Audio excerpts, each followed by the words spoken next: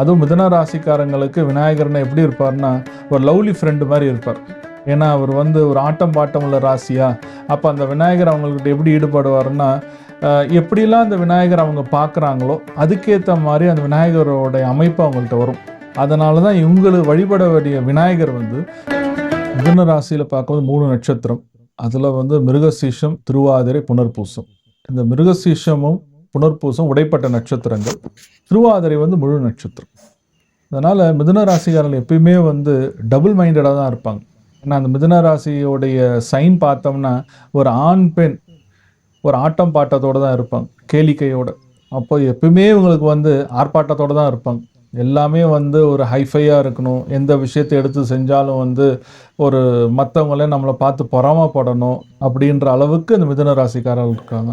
இன்னொன்று, மிதுன ராசினாவே காதல் ராசி. இது வந்து புதன் கிரகத்தோட ஆளுமை உள்ள ராசியாக இருக்கிறதுனால எப்பவுமே இவங்களுக்கு வந்து ஃப்ளரிஷாக இருக்கணும் பார்ப்பாங்க, ஃப்ரெஷ்ஷாக இருக்கணும். அப்போது இதில் வந்து ஃப்ரெஷ்ஷாக இருக்கணும் போது என்ன அர்த்தம்னா அவங்கள வந்து எப்பவுமே க்ரூமிங் பண்ணிக்கிட்டே இருப்பாங்க, அழகுபடுத்திட்டு. ஆமாம். அதனால் இந்த மிதுனம் ராசிக்காரங்களுக்கு பொதுவாக வந்து மீடியா டிபார்ட்மெண்ட்டில் வரத்துக்கு ரொம்ப விசேஷமாக இருக்கும். அதனால் அவங்களுக்கு வந்து ரொம்ப இது என்னென்னா நம்மளை வந்து யார் 4 பேர் புகழ்ந்து பேசணும்.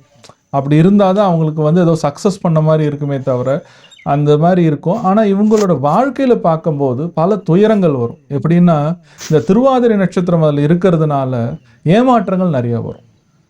அப்படி ஏமாற்றங்க இருக்கிறது போது ஒவ்வொரு நேரத்துலையும் இவங்களுக்கெல்லாம் வந்து யாராச்சும் ஒருத்தவங்க வந்து நம்பிக்கை துரோகம் பண்ணிட்டு போயிடுவாங்க.